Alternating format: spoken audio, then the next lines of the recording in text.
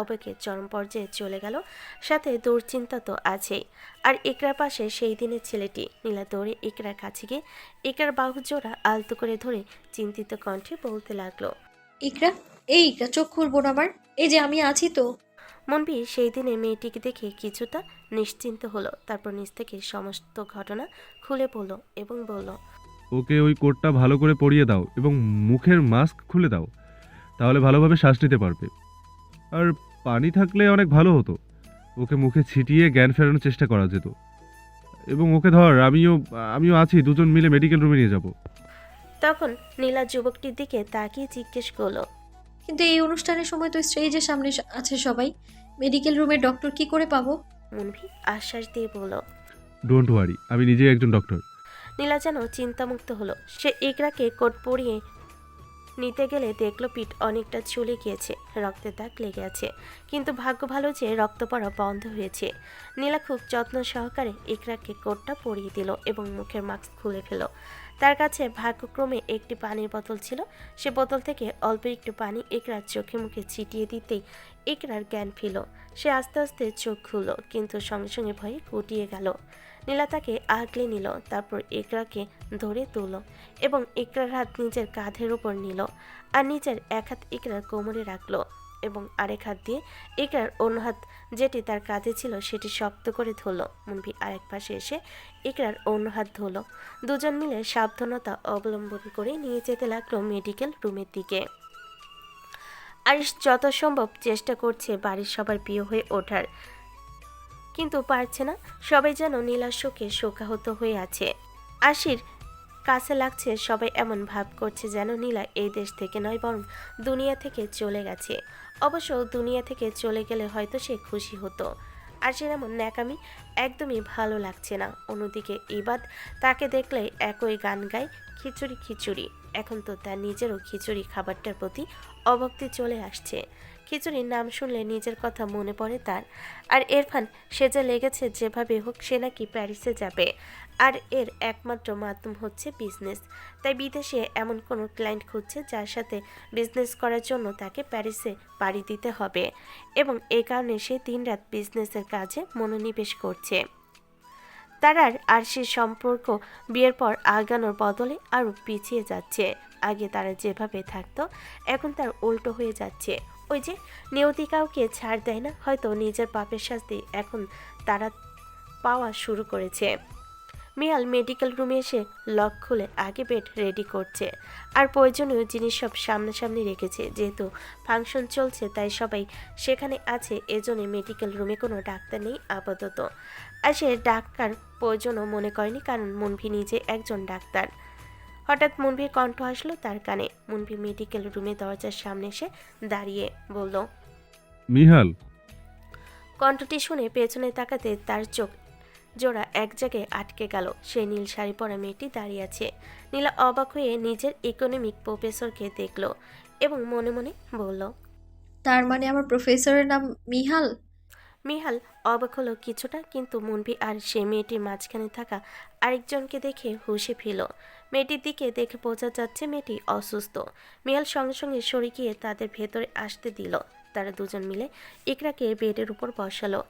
ইকরা পিঠের পেছনে নীলা বালিশ রাখলো। ইকরা আস্তে আস্তে নীলার হাত ধরে নরম স্বরে বলল, নী নীলা, আমাকে ছেড়ে কোথাও যাবি না, প্লিজ প্লিজ।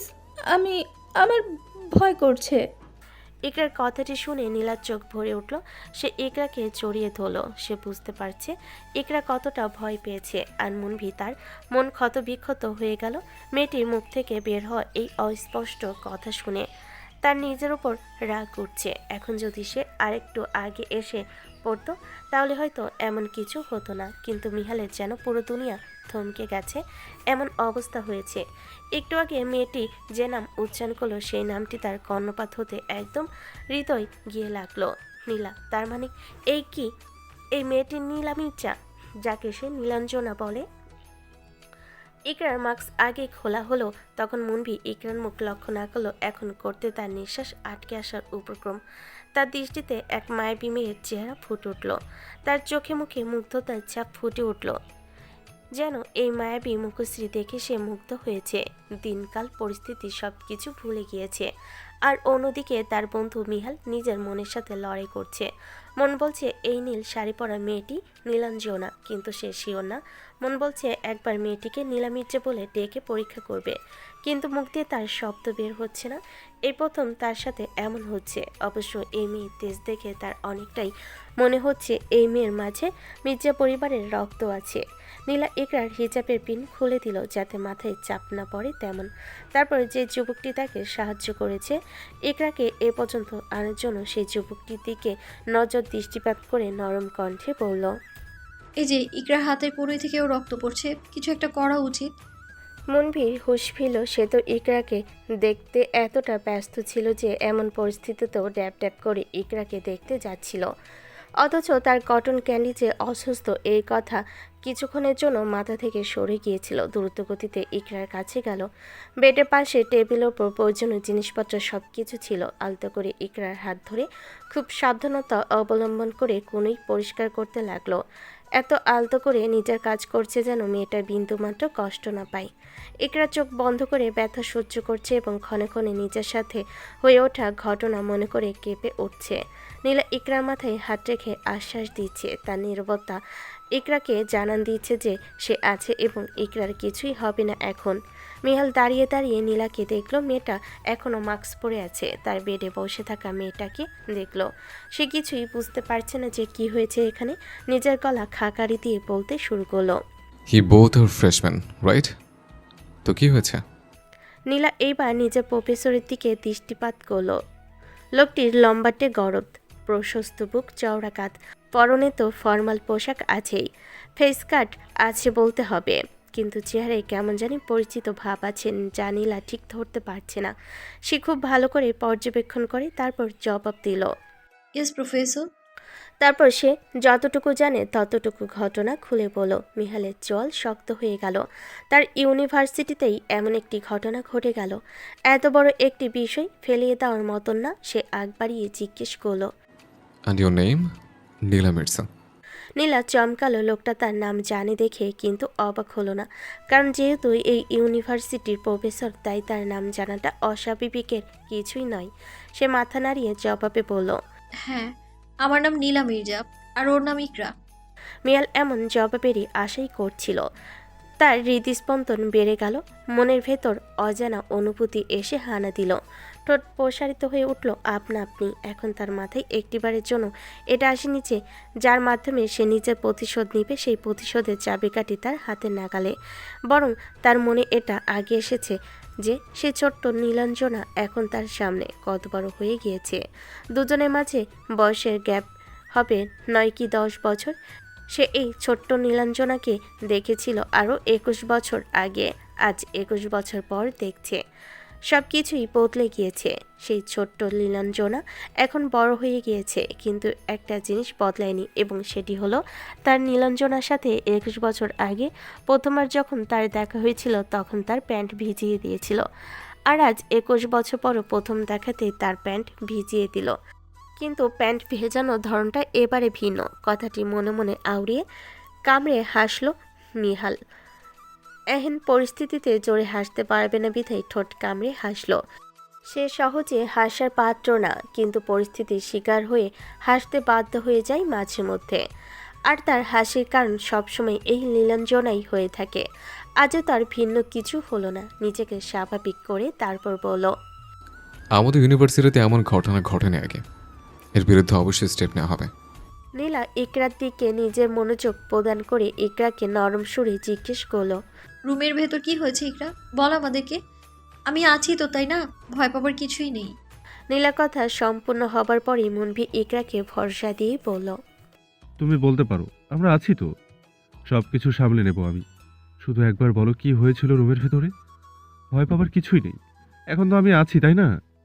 ইকরা যেন কিছুটা ভরসা পেল, সে মাথা তুলে তাকালো নিজের সামনে দাঁড়িয়ে থাকা যুবকটির দিকে। জ্ঞান ফেরার পর থেকে এই যুবকটিকে দেখেছে, তার মানে এই না যে এই প্রথম এই যুবকটিকে দেখেছে। যেদিন প্রথমবার এই ইউনিভার্সিটিতে এসেছিল আর নীলা একজনের সাথে ঝগড়া করেছিল, তখন এই যুবকটি চেয়ারে বসা ছিল। আবার ওই দিন তাকে একবার ডেকে কিছু বলতে চেয়েছিল, কিন্তু বলতে পারেনি। ইকরা আস্তে আস্তে অন্ধকার রুমে ঘটে যাওয়া সম্পূর্ণ ঘটনা খুলে বলল। ঘটনাটি শুনে মনভির চোখে মুখে অন্ধকার নেমে এলো, তার চোয়াল শক্ত হয়ে গেল, সে হাত মুষ্টিবদ্ধ করে নিল রাগে। মিহাল অনেক অবাক হয়ে গেল, সঙ্গেও তার চোয়াল শক্ত হয়ে গেল। সকল নারীকেই সে সম্মান করে, আর সেই জায়গায় তার ইউনিভার্সিটিতে একটি মেয়ের সাথে এমন একটি ঘটনা ঘটে গিয়েছে যা সে বরখাস্ত করবে না। নীলা ইকরাকে জড়িয়ে ধরে বলল। ওটা যে করেছে সে মানুষটা কি ছেলে ছিল নাকি মেয়ে? ইকরার জবাব শোনার জন্য তিনজনেই অতি আগ্রহী আছে। মুনভি তো সিদ্ধান্ত নিয়ে ফেলেছে, যদি এমন কাজ কোনো ছেলে করে থাকে তাহলে সেই ছেলেকে সে জিন্দা পুঁতে ফেলবে। ইকরা জবাবে বলল। কাজটি কোনো মেয়ে করেছে। হাতের নখ লম্বা ছিল। যখন আমাকে ধাক্কা দিয়ে মানুষটি দৌড় দিয়ে দরজার কাছে গিয়েছিল, তখন পড়ে যাবার পর এক নজর আমি সেই দিকে তাকাতেই লালচে লম্বা চুল দেখেছিলাম। আমি শিওর দিয়ে বলতে পারি কাজটি কোনো মেয়ে করেছে। ইকরার কথা শুনে মুনভির আর মিহালের কপালে চিন্তার ভাঁজ পড়ল। একটি মেয়ে কেন এই ধরনের কাজ করবে? এক মেয়ে হয়ে আরেক মেয়ের এত বড় ক্ষতি কি করে করতে পারে? রুমে বন্ধ করে রাখা পর্যন্ত একটি বিষয়, কিন্তু পরনে কাপড় ছিঁড়ে ফেলল। এখানে তো একটি মেয়ের সম্মানের বিষয় আছে, কিন্তু নীলা কনফার্ম হয়ে গেল এই কাজটি কে করেছে। তার কাছে আস্তে আস্তে সব কিছু ক্লিয়ার হয়ে গেল। সে কনফিডেন্ট নিয়ে বলল। আমি জানি এই কাজটা কি করেছে। সবে এবার নীলার দিকে দৃষ্টিপাত করলো। মিহাল অবাক চোখে তাকিয়ে আছে নীলার দিকে। সে এটাই বুঝে উঠতে পারছে না এই মেয়েটা এতটা শিওর কি করে বলছে যে সে বুঝতে পেরেছে কে কাজটি করেছে। মুনভি নীলাকে বলল। কে করেছে কাজটি? তাড়াতাড়ি বলো আমাকে, তাকে তার যোগ্য শাস্তি আমি নিজেই দেব। তার এত বড় সাহস আমার গঠন। কথাটি বলে আবার থেমে গেল, তারপর নিজের শব্দ ঠিক করে বলতে শুরু করলো। এই ইউনিভার্সিটিতে আসা একটা মেয়ের সাথে এমন বাজে কাজ করেছে। নীলা নির্লিপ্ত ভঙ্গিতে বলল। ইউনিভার্সিটিতে প্রথম দিনেই যে মেয়েটা আমার সাথে ঝামেলা করেছিল, সেই মেয়েটার কাজ এটা। ইকরা অবাক হলো, সে এই বিষয়ে কিছুই জানে না। মুনভিও জিজ্ঞাসা সুলভ দৃষ্টিতে চেয়ে আছে নীলার পানে। মিহাল ভুরু কুচকে তাকিয়ে থেকে বলল। তুমি এতটা নিশ্চিত হয়ে কি করে বলছো? নীলা এইবার তাকে প্রশ্ন করা ব্যক্তিটির দিকে তাকিয়ে তার প্রশ্নের জবাবে বলল। প্ল্যানটা করা হয়েছিল আমার জন্য, ইকরার জন্য নয়। আর তাছাড়াও প্রথম দিনে ওই মেয়েটা আমাকে হ্যারাস করার চেষ্টা করেছিল, কিন্তু পারেনি। আর উল্টো আমার কারণে সে সাসপেন্ড হয়েছে। অবশ্যই এতে তার ইগো হার্ট হয়েছে। আর ইকরা প্রথম নিজের জায়গায় বসলেও পরবর্তীতে আমার জায়গায় এসেছিল। ফলস্বরূপ সেই মেয়েটার পাঠানো একটা মেয়ে এসে ভুল বুঝে এবং ইকরাকে বলে সেই রুমে যেতে। আর ইকরার কথা অনুযায়ী তার সাথে যে এমন কাজ করেছিল সেই মেয়েটার চুলের রং লাল, আর আমি যার কথা বলছি তার চুলের রঙও লাল। আর তাছাড়া যখন আমি ইকরাকে খোঁজার জন্য উঠে দাঁড়াই, সে মেয়েটা আমাকে অবাক দৃষ্টিতে দেখছিল। এতে আমার কিছুটা সন্দেহ হলেও আমি তখন ইকরাকে খোঁজার জন্য তাড়াহুড়ো করে সেখান থেকে চলে আসি। যদিও কথাগুলো আমি নিজের সিক্স সেন্স থেকে বলছি, কিন্তু প্রমাণ হিসেবে আমরা চাইলে সিসিটিভি ফুটেজও দেখতে পারি। মিহালের টনক নড়ল। আসলেই তো নীলাকে সে নিজের স্থানে দেখেনি, আর নীলার কথায় যুক্তি আছে। সে মেয়েটির উপস্থিত বুদ্ধি দেখে প্রভাবিত হলো। মেয়েটি বেশ বুদ্ধিমতী তা সে বুঝতে পারল, কিন্তু মনে মনে বলল। এত বুদ্ধিমতী মেয়ে কি করে ইরফানের মতো এমন বলদ রমছাগল চিটারকে বিয়ে করতে পারে? আল্লাহ মাহমুদ ভালো জানে। আসলেই আজকালকার মেয়েদের চয়েস খুবই বাজে হয়ে যাচ্ছে দিন দিন। যাই হোক, এমন বুদ্ধিমান মেয়েকে তো আর ইরফানের মতো গাধের সাথে থাকতে দেওয়া যাবে না। কিছু একটা তো করতেই হবে। মিহালের ধ্যান ভাঙল মুনভির কথাই। মুনভি মিহালকে তাড়া দিয়ে বলল। ভাই, তুই টিকিয়ে দেখ না সিসিটিভি ফুটেজ।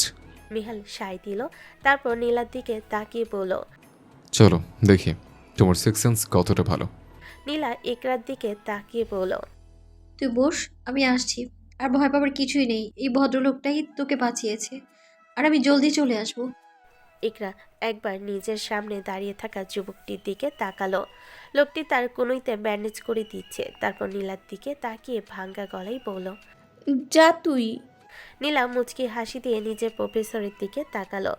মিহাল মুনভির কাছ থেকে বিদায় নিয়ে ইকরাকে বলল। তুমি ভয় পেও না, তুমি তোমার ন্যায্য বিচার পাবে। বলেই বের হয়ে গেল। তার পেছন পেছন নিল, হাঁটতে লাগলো। রয়ে গেল কেবল মুনভি আর ইকরা। এবার ফুটেজ রুমের সামনে এসে থামালো তারা। মিহাল লক অন করে প্রথমে নীলাকে প্রবেশ করতে দিল, তারপর ঢুকে পড়ল মিহাল তার পেছন পেছন। পুরোটা রাস্তায় তাদের মাঝে কোনো কথা হয়নি। মিহাল কেবল নীলাঞ্জনাকে দেখতে দেখতে আসলো, আর নীলা ইকরার সাথে যে এমন কাজ করেছে তাকে কি করে শায়েস্তা করবে সেই ফন্দি আটতে আটতে আসলো। অফিস রুমে এসে মিহাল কম্পিউটার অন করলো। অফিস রুমের বাইরে অবশ্য সিকিউরিটি ছিল, কিন্তু মিহাল প্রফেসর বলে আসতে অসুবিধা হলো না। মিহাল কম্পিউটারের ফুটেজ খুঁজতে লাগলো, আর চোখে দেখে নীলাকে। দেখে মেয়েটি তার পাশে দাঁড়িয়েছে, বেশ ভালোই মানিয়েছে তাদের। মিহাল মনে মনে বলল, আমার সাথে তো মারাচ্ছে নীলাঞ্জনাকে। জানি না ইঁদুরের মতন চেহারা নিয়ে ইরফান কি করে এত রূপসী মেয়েকে বিয়ে করে নিল। সবই কপাল। মিহাল হাত ছেড়ে কাজে মনোনিবেশ করলো। নীলার বেশ গরম লাগছে, কখন থেকে দৌড়াদৌড়ি করছে, তার উপর আবার টেনশন, পরনের শাড়ি, সব মিলিয়ে তার মাথা ঘুরছে। সে সকালে খেয়েছিল, তারপর আর পেটে কিছু পড়েনি মেয়েটির। পানি পান করা খুবই জরুরি, কিন্তু পানির বোতল সে ক্লাসরুমে রেখে এসেছে, আর না পেরে নিজের মুখের মাস্ক খুলে টেবিল উপর রাখলো। মিহাল তড়িৎ গতিতে নীলার দিকে তাকালো। চোখে চোখে হলো দুজনের, এক নজরে তাকিয়ে রইল মিহাল নীলাঞ্জনার দিকে। সে নিখুঁতভাবে বর্ণনা করেছিল তার থেকেও বেশি মায়াবী এবং নিখুঁত এই মেয়েটি। সে পলক ফেলতে পারছে না। হঠাৎ কম্পিউটারের স্ক্রিনে আজকের ঘটনার ফুটেজ ভেসে উঠতেই নীলা সেদিকে দৃষ্টিপাত করলো এবং সত্যটা প্রকাশ পেতে জোরে বলে উঠল। I knew it. তার কথায় মিহালের হুঁশ ফিরল। সে কম্পিউটারের স্ক্রিনে তাকিয়ে অবাক হলো। এখানে স্পষ্ট দেখা যাচ্ছে লিসার রুমের দরজা লাগিয়ে দৌড় দিয়ে চলে যাচ্ছে। সে অবাক হলো নীলার সিক্স সেন্স দেখে। মেয়েটি যা বলেছে তা মিলে গেল, আসলেই প্রশংসনীয়। মিহাল নীলার দিকে তাকিয়ে বলল, রাইট কেস, বাট এমনটা কিন্তু তোমার সাথে ঘুরতে পারতো। নীলা নির্বিঘ্ন ভঙ্গিতে বলল। কখনোই না। মিহাল ভুরু কুঁচকে জিজ্ঞেস করলো। কেন? নীলা এইবার মিহালের দিকে তাকিয়ে বলল, কারণ যদি ইকরার জায়গায় আমি থাকতাম, তাহলে যে আমার পরনে পোশাক ছিঁড়তে এসেছিল, আমি তার চুল ছিঁড়ে ফেলতাম। মিহাল বেশ চমকালো মেয়েটির সাহস দেখে, কিন্তু ঠোঁটে তার বাঁকা হাসি ফুটে উঠল।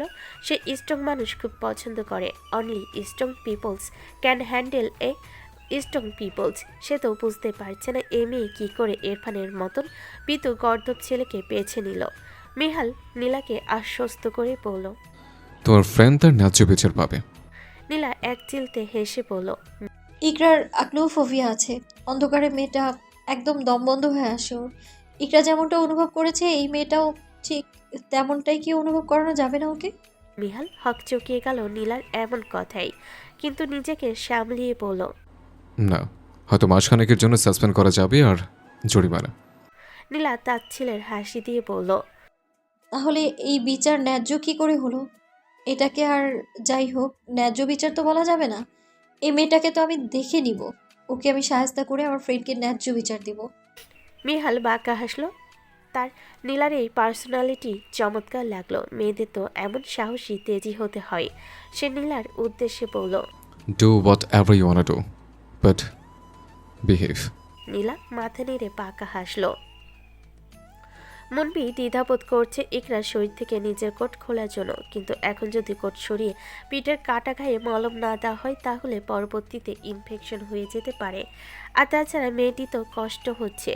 একজন ডাক্তার হিসেবে চেক আপ কিংবা অপারেশনের সময় সে অনেক নারী মানুষকে ছুঁয়েছে, কারণ এটাই তার কাছে। কিন্তু এই প্রথম মেয়েকে ছোঁয়ার আগে তার ভেতরে অদ্ভুত অনুভূতি দেখা মিলছে।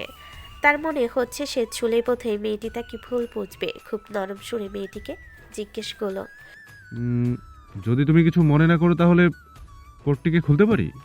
ইকরা মাটির দিকে চেয়েছিল এতক্ষণ। যুবকটির কথা শুনে তড়িৎ গতিতে যুবকটির দিকে দৃষ্টিপাত করলো। মুনভি তার দিকে তাকিয়ে আছে।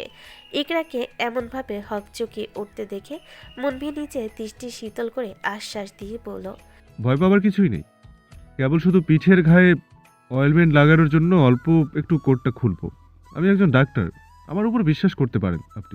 ইকরা কিছুটা ভরসা পেল অচেনা যুবকটির কথায়। আস্তে আস্তে পরনের কোট খুলতে লাগলো মুনভি, এবং সঙ্গে সঙ্গে পিছন ফিরে গেল এবং ইকরাকে সময় দিল। ইকরা তা দেখে মুচকি হাসলো এবং মনে মনে বলল, জেন্টলম্যান। হুঁ। তার পরনের কোট কাঁধ পর্যন্ত নামিয়ে রাখলো, পুরোপুরি খুলেনি। যতটুকু প্রয়োজন ততটুকুই নামিয়েছে। তারপর নিজের গলা খাকারি দিল যাতে তার সামনে থাকা যুবকটি বুঝতে পারে। মুনবি ইকরার রেসপন্স পেয়ে তার দিকে ফিরল। ইকরা আবার নিজের মাথা নামিয়ে রেখেছে। মুনবি ইকরার পেছনে গিয়ে পিঠের কাটা দাগগুলো দেখলো। তার চোয়াল শক্ত হয়ে গেল। রাগে তার চোখ রক্তবর্ণ হয়ে গেল। তার ক্যান্ডিকে যে এভাবে আঘাত করেছে তাকে সে ছাড় দিবে না। মেয়ে বলে যে ছাড় পেয়ে যাবে এমনটা কখনোই হবে না। সে তো সুদে আসলে ওসুল করে নেবে। মুনবি আলতো করে পরিষ্কার করতে লাগলো ক্ষত স্থানটুকু, যাতে মেয়েটি বিন্দুমাত্র জ্বালা অনুভব না করে। সে এমনভাবে ইকরাকে ট্রিট করছে যেন মেয়েটা সত্যি কটন ক্যান্ডি এবং অল্পতেই যেন মিলিয়ে যাবে। ইকরাকে স্বাভাবিক রাখার জন্য সে নর্মাল কথাবার্তা বলার সিদ্ধান্ত নিল। নিজের গলা পরিষ্কার করে জিজ্ঞেস করলো, আচ্ছা, আপনার নাম কি? কথাটি এমনভাবে জিজ্ঞেস করলো যেন সে মেয়েটির নাম জানে না। ইকরা নরম সুরে বলল, ইকরা শেখ। মুনবির ঠোঁটে মুচকি হাসি ফুটে উঠল এবং মনে মনে বলল, বাকি সবার জন্য হয়তো তুমি ইকরা শেখ, কিন্তু কটন ক্যান্ডি কেবল আমার জন্য। মুনবি কথাবার্তাকে স্বাভাবিকতায় রাখার জন্য জিজ্ঞেস করলো, আর আপনার বান্ধবীর নাম নীলা, তাই তো? আসলে তখন ইকরা নীলা নাম বলেছিল তা মুনভি শুনতে পেয়েছিল, কিন্তু সে তা জানে না যে এই নীলা নামক মেয়েটার সাথেই তার প্রেমের নাটক করতে হবে। ইকরা হালকা করে মাথা নেড়ে হ্যাঁ সূচক জবাব দিল। মুনবি কৌতূহল দমিয়ে রাখতে না পেরে জিজ্ঞেস করে উঠল, কিছু যদি মনে না করেন তাহলে একটা কথা জিজ্ঞেস করি। ইকরা আবার মাথা নাড়ল। মুনবি তার পিঠের ক্ষতস্থানে মলম লাগাতে লাগাতে জিজ্ঞেস করলো, আপনারা যেহেতু বাংলায় কথা বলেন তাতে বোঝাই যাচ্ছে আপনারা বাঙালি। তো আপনারা কি বিবাহিত? না, মানে জাস্ট ফর কিউরিসিটি। ইকরা ঠোঁট কামড়ে হাসলো। যুবকটি সোজা সাপটা কথাবার্তায় তার পছন্দ হচ্ছে। সে স্বাভাবিকভাবেই বলল, না, আমরা কেউই ম্যারিড না, দুজনেই সিঙ্গেল। মুনবির ঠোঁট প্রসারিত হলো। তার মানে তার লাইন ক্লিয়ার। সে তো এখন সোজাসুজি মিহালকে বলবে সে কারোর সাথে প্রেমের নাটক করতে পারবে না। নিজের বিয়ে করার বয়সে কারোর সাথে প্রেমের নাটক করা মানায় না তাকে। এতদিন তার জীবনে কটন ক্যান্ডি আসেনি, তাই মিহালের প্রস্তাবে রাজি হয়েছিল। কিন্তু এখন যেহেতু তার জীবনে কটন ক্যান্ডি এসে পড়েছে, তাহলে অন্য কোনো মেয়ের পিছনে নিজের সময় ব্যয় করতে চায় না সে। হঠাৎ ইকরার করা প্রশ্নে তার ধ্যান ভাঙলো। ইকরা তার নাম জানতে চেয়েছে। সে আলতো হেসে বলল, ও সরি, আসলে নিজের নাম বলতেই ভুলে গিয়েছিলাম।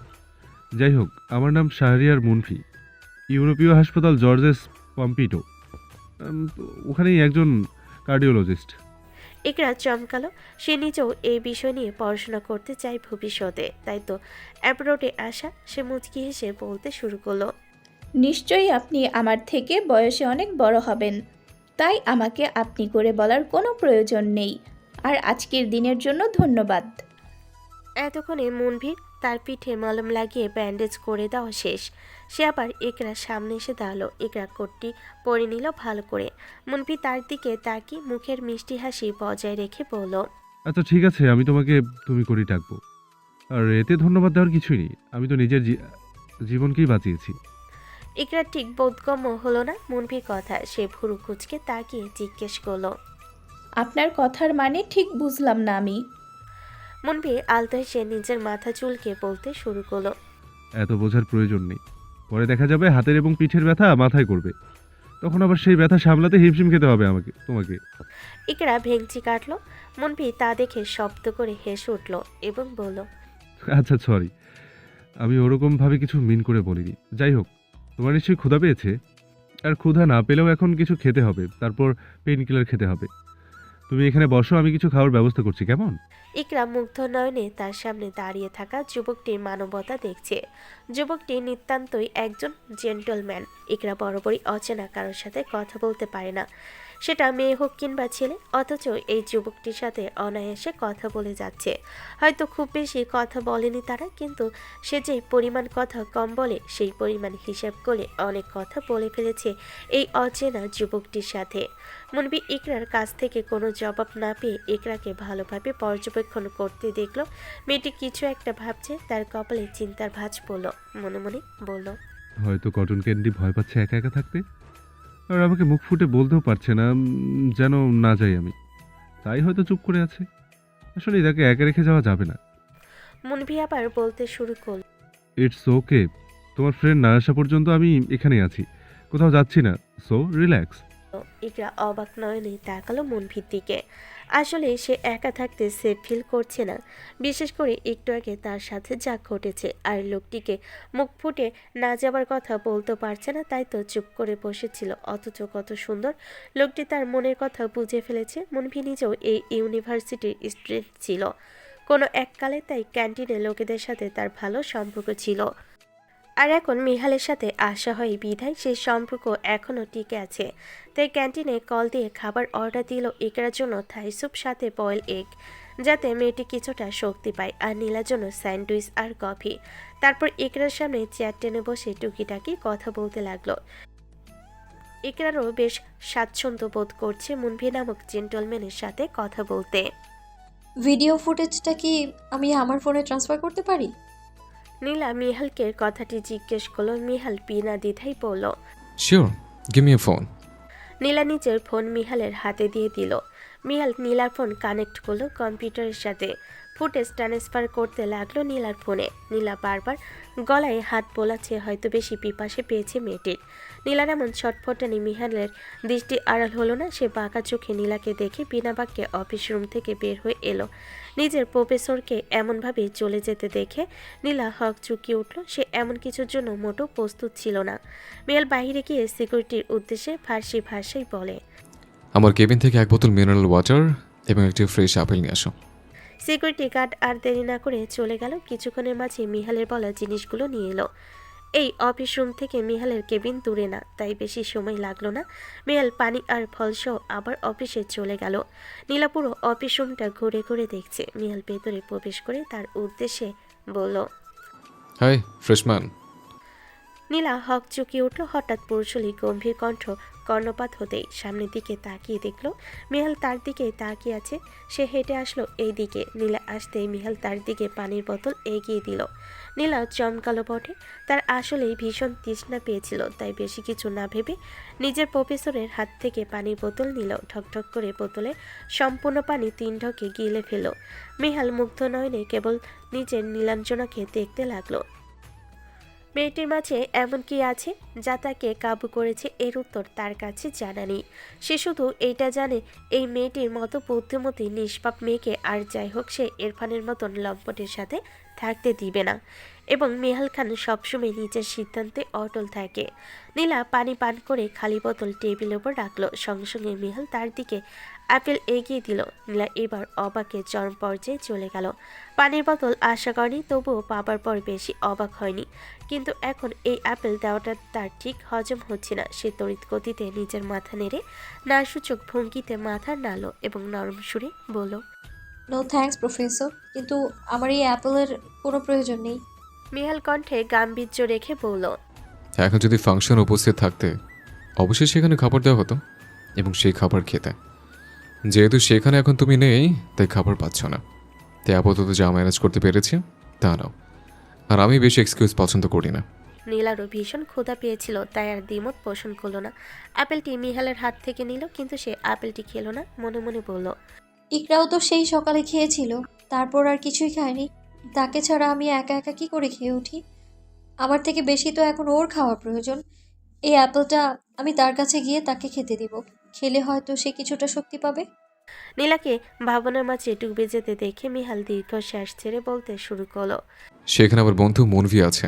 সে নিশ্চয়ই তোমার ফ্রেন্ডের খেয়াল রাখবে এবং তোমার ফ্রেন্ডকে খাওয়ার জন্য কিছু একটা দিবে। তাই অন্যের কথা না ভেবে যেটা তোমাকে দিয়েছে সেটা তুমি খেয়ে নাও। পরবর্তীতে দেখা যাবে না খাওয়ার জন্য তুমি অসুস্থ হয়ে যাবে। আমরা সারাক্ষণ তোমাদের দুজনের পিছনে পড়ে থাকবো না, তাই তাড়াতাড়ি খেয়ে নাও। নীলা চোখ বড় বড় হয়ে গেল। তার সামনে দাঁড়িয়ে থাকা পুরুষটি কি করে তার মনের কথা বলে ফেলেছে এ বিষয়ে সে অবগত, কিন্তু এখন তার ভীষণ ক্ষুধা পেয়েছে, তাই কিছু না ভেবে আপেলটি খেতে শুরু করলো। মিহাল নীলাকে দাঁড়িয়ে খেতে দেখে পাশ থেকে একটা চেয়ার টেনে দিল এবং সেই জায়গা থেকে কম্পিউটারের কাছে চলে গেল। অর্থাৎ চেয়ারটা সে নীলাকে বসার জন্য বের করেছে। নীলা একবার নিজের প্রফেসরের দিকে তাকিয়ে আরেকবার চেয়ারটির দিকে তাকালো। তারপর আর কিছু না ভেবে চেয়ারে বসে আপেল খেতে লাগলো। মিহাল আর চোখে একবার নীলাকে পর্যবেক্ষণ করে মুচকি হাসলো এবং মনে মনে বলল, আজ যদি তোমাদের সাথে আমাদের সম্পর্ক ভালো থাকতো তাহলে হয়তো তোমার আর আমার মাঝে এমন দূরত্ব থাকতো না। হয়তো আমরা আরও বেশি ফ্রি থাকতাম, হয়তো তুমি আমাকে চিনতে, হয়তো মিহাল এক দীর্ঘশ্বাস ফেলে বলল, হয়তো ইরফানের সাথে তোমার বিয়ে হতো না, অন্তত মিহাল খান জীবিত থাকাকালীন হতে দিত না। কিন্তু এই সকল কিছু কেবল হয়তোতে সীমাবদ্ধ। মিহালের মা ইসরাতুল মিনা মির্জা একটি ছবির ফ্রেম বুকে জড়িয়ে নিয়ে কাঁদছেন। নিজের পরিবারের কথা খুব মনে পড়ছে তার। এভাবে সম্পর্ক ভেঙে না গেলেও পারত, বেশ ভালোই ছিল, কিন্তু ভালোবাসার মানুষকে বেছে নেওয়ার জন্য নিজের পরিবারকে ত্যাগ করতে হয়েছে। নিজের ভালোবাসার মানুষটি যতই তাকে সুখী রাখুক না কেন, পরিবারের অনুপস্থিতি প্রতিনিয়তই তাকে কুকড়ে কুকড়ে খাচ্ছে। না তিনি কাউকে বলতে পারছেন আর না সইতে পারছেন। চোখের পানি বিসর্জন দিতে দিতে চলে গেলেন অতীতের ভাবনায়। ইসরাতুল মিনা মির্জা সবে বয়ঃসন্ধিতে পা দিয়েছে। তার মনে সব প্রেমের অনুভূতিরা এসে বাধা বাঁধতে শুরু করেছে। যখন থেকে প্রেম কি তা বুঝতে পেরেছিল, তখন থেকে নিজের ভাইয়ের বেস্ট ফ্রেন্ড মুবিন খানকে তার মনে ধরেছিল। মুবিন খানের হাবভাবেও সে বুঝতে পেরেছিল যে ছেলেটি তাকে ভালোবাসে। তারপর আর কি, যখন 17 বছরে পা দিল, তখনই দুজনের মাঝে ভালোবাসার সম্পর্ক তৈরি হয়ে গেল। তখন একতরফা ভালোবাসার রূপান্তর নিল দুই তরফায়। তার মনে এই না যে তাদের মাঝে চুটিয়ে প্রেম চলে, তাদের কেবল দেখা হতো ছাদে দাঁড়িয়ে, আর কথা হতো চিঠি আদান প্রদানের মাধ্যমে। আর চিঠি আদান প্রদানের ডাক পিয়ন ছিল মিনু আর মামুন। মুনবির মা বাবা আর অন্য যুগলদের চিঠি আদান প্রদান করতে তাদের মাঝেও প্রেমের সম্পর্ক তৈরি হয়ে যায়। মুবিন খান আর শাহরিয়ার মামুন পড়াশোনায় বেশ ভালো ছিল তারা দুজনেই, তাই বাইরে পড়ার জন্য চলে আসেন। কিন্তু বিপত্তি ঘটে তখন, যখন ইসরাতুল মিনা মির্জার জন্য ভালো ভালো ঘর থেকে সম্বন্ধ আসা শুরু করে। যেহেতু বাড়ির ছোট মেয়ে এবং বয়স 18তে পা দিয়েছে, তাই তাকে বিয়ে দেওয়ার জন্য উঠে পড়ে লাগে সবাই। অন্যদিকে মিনুরও একই দশা। তারা কেউই পরিবারকে নিজেদের ভালোবাসার কথা বলতে পারেনি ভয়ের কারণে। ইসরাতুল মিনা মির্জা নিজের ভাইয়ের ফোন থেকে মুবিন খানকে কল দিয়ে সবটা জানাতে সে নিজের বন্ধুকে নিয়ে বাংলাদেশে ফিরে আসে। কিন্তু যেদিন সে বাংলাদেশে আসে, সেদিনই ইসরাতুল মিনা মির্জাকে দেখার জন্য পাত্রপক্ষ এসেছিল। আর মুবিন খান যখন মির্জা বাড়িতে প্রবেশ করে, তখন তাকে দেখে ইমরান মির্জা অবাক হয়ে বলল, আরে তুই বাংলাদেশে আসবি, আমাকে আগে বলবি না? যাই হোক, আমার বোনকে আজ পাত্রপক্ষ দেখতে এসেছি। আজ কিন্তু তোর কোনো ছুটি নেই, তুই আমাদের বাড়িতে থাকবি, খাবি। মুবিন খানের চোয়াল শক্ত হয়ে গেল। তার ভালোবাসার মানুষটিকে অন্য কেউ দেখতে এসেছে, এটা তার সহ্য হলো না। তার সাথে তারই ছিল শাহরিয়ার মামুন। সে নীরব দর্শকের মতো সবটা দেখে যাচ্ছিল। বাড়ির সকলে ড্রয়িং রুমে উপস্থিত ছিল। ইসরাতুল মিনা মির্জা যখন সিঁড়ি পেয়ে নামছিল, তখন উপস্থিত সবার দৃষ্টি তার দিকে গেল। মুবিন খান কিছুক্ষণের জন্য থমকে গেলেন। নিজের ভালোবাসার মানুষটিকে এত মাস পর দেখাই। সঙ্গে সঙ্গে সে নিজের হাত মুষ্টিবদ্ধ করে নিল। ইসরাতুল মিনা মির্জা নীল রঙের শাড়ি পরেছে, তার নীল রঙটা ভীষণ পছন্দের। মুবিন খানের সহ্য হলো না যে তার ভালোবাসার মানুষ অন্য কারোর জন্য শাড়ি পরেছে। সঙ্গে সঙ্গে নিজ থেকে হুঙ্কার দিয়ে বলেন, অন্য কারোর জন্য সাজার কোনো প্রয়োজন নেই মিনু। তুমি সাজলে কেবল আমার জন্য সাজবে, অন্য কেউ তোমার এই সৌন্দর্য দেখার হকদার না। নিজের ঘরে চলে যাও। ইসরাতুল মিনা মির্জা অবাক দৃষ্টিতে তাকলো মুবিন খানের দিকে। সে জানতো না যে আজ মুবিন চলে আসবে। সে যতটা খুশি হয়েছে তার থেকেও বেশি অবাক হয়েছে এবং ভয়ে সে ঘিরে ধরেছে তাকে। ড্রয়িং রুমে সবাই বসা ছিল, অতিথিরা, তার বাবা, ভাই, সবাই। সে একবার নিজের পরিবারের প্রত্যেক সদস্যের দিকে তাকিয়ে নিজের ঘরের দিকে যাওয়ার জন্য পা বাড়ালো। ইমরান মির্জা অবাক দৃষ্টিতে তাকলো মুবিন খানের দিকে। তিনি কিছু একটা আন্দাজ করতে পেরে জিজ্ঞেস করলেন, এইসব কি মোবিল? বাড়িতে আজ একটা অনুষ্ঠান, আমার বোনকে পাত্রপক্ষ দেখতে এসেছে। অবশ্যই পাত্রপক্ষের সামনে ফিরে বসবে, তাতে তোর সমস্যা কোথায়? মুবিন খান নিজের প্রিয় বন্ধুর চোখে চোখ রেখে নির্ভয়ে বলতে শুরু করলেন, আমি ইসরাতুল মিনা মির্জাকে ভালোবাসি। আমি তোর আদরের বোন মিনুকে ভালোবাসি এবং সেও আমাকে ভালোবাসে। তাই অবশ্যই আমি চাইবো না আমার ভালোবাসার মানুষ অন্য কারোর সামনে সাজগোজ করে বসুক, এবং এই ভালোবাসার অধিকারে তাকে আমি আদেশ করেছি। হঠাৎ ফোনে রিংটন বেজে ওঠাতেই ইসরাতুল মিনা মির্জার ভাবনায় ছেদ পড়ল। তিনি হকচকিয়ে উঠলেন। নিজের চোখের পানি মুছে ফোন হাতে নিয়ে দেখলেন ফোনে স্ক্রিনে মা নাম ভেসে উঠছে। বুঝলেন তার মা কল দিয়েছে। ওড়না দিয়ে চোখের পানি ভালো করে মুছে কল রিসিভ করে নিজের মায়ের সাথে কথা বলতে লাগলেন। আসলে মা বলতে তার শাশুড়ি মা কল দিয়েছে, মিহালের দাদি। ইকরা খাবার খেতেই মুনভি তাকে ওষুধ খেতে দিল। ইকরাও লক্ষ্মী মেয়ের মতো ওষুধ খেয়ে নিল। মিহাল আর নীলা মাত্র এলো। নীলাকে দেখে মুনভি তার কাছে গিয়ে বলল, কাজটা কে করেছে? তোমার সন্দেহ কি ঠিক, নাকি অন্য কেউ করছে? ইকরাও নীলার দিকে কৌতূহলী দৃষ্টি নিয়ে চেয়ে আছে। নীলা পাকা হেসে নিজের ফোন থেকে সিসি ক্যামেরার ফুটেজ বের করে তাদের দুজনকে দেখালো। মুনভি আর ইকরা খুব মনোযোগ দিয়ে ভিডিওটা দেখলো। ইকরা তো অবাক হয়ে গেল। এই মেয়েটিকে সে তো চেনেও না, জানেও না, তাহলে কেন এই মেয়েটি তার সাথে এমন করলো? কিছুই বুঝে উঠতে পারছে না। সে মুখ ফুটে বলেই ফেলল, আমি তো এই মেয়েটিকে চিনি না পর্যন্ত।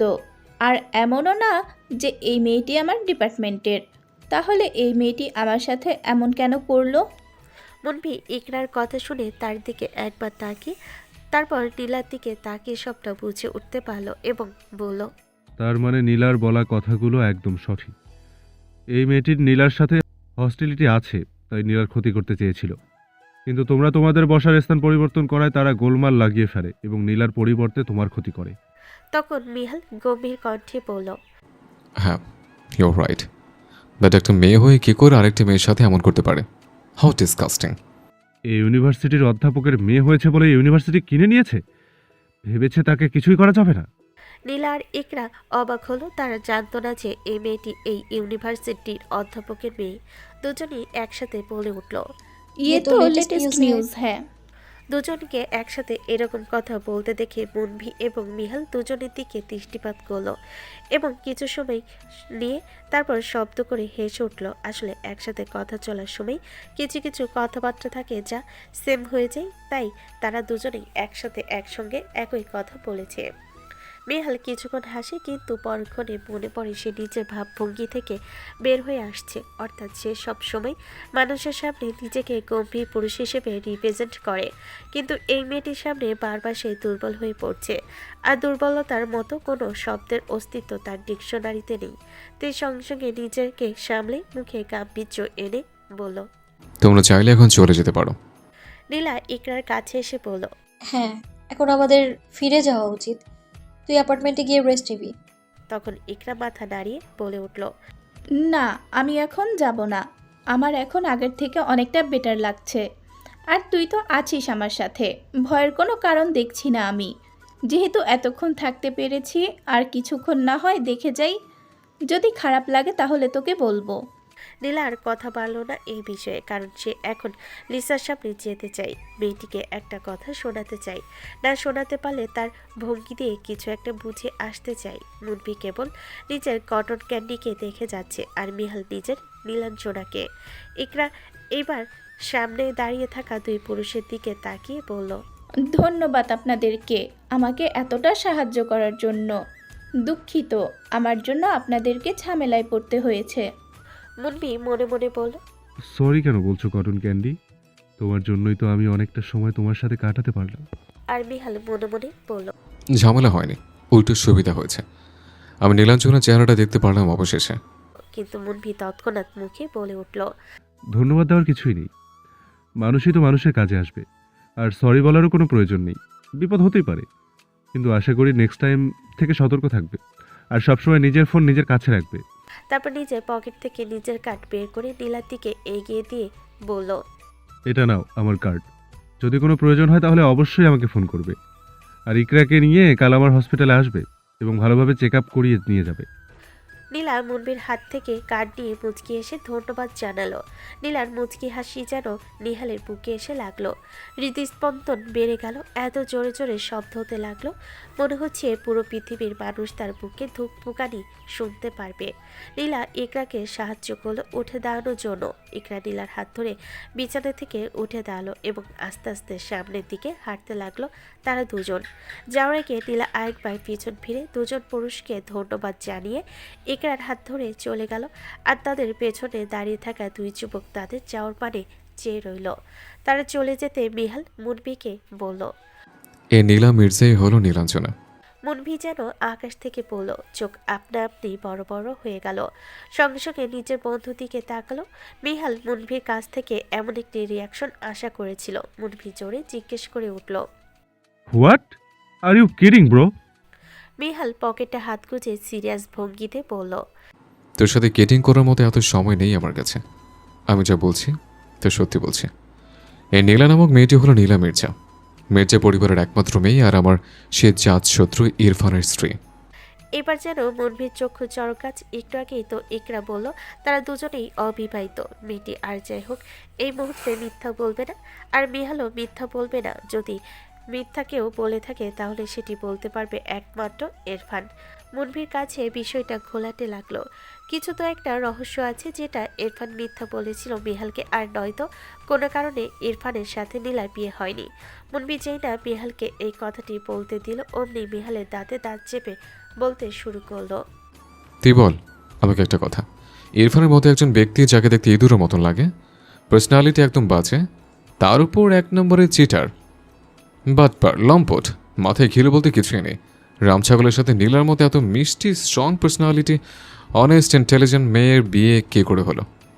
আমি থাকলে আর যাই হোক ওকে বিয়ে কখনো হতে দিতাম না, কিন্তু বিয়ে হয়েছে। তার মানে এই না যে এমন পাগলের সাথে আমি নীলাকে থাকতে দেব। যেভাবে হোক ইরফানের ব্যাপারে আরও তথ্য বের করে নীলাঞ্জনাকে প্রমাণ সহ দেব এবং তাদের দুজনে ডিভোর্স করাবো। নীলাঞ্জন অনেক বেটার ডিজার্ভ করে নিজের জীবনে।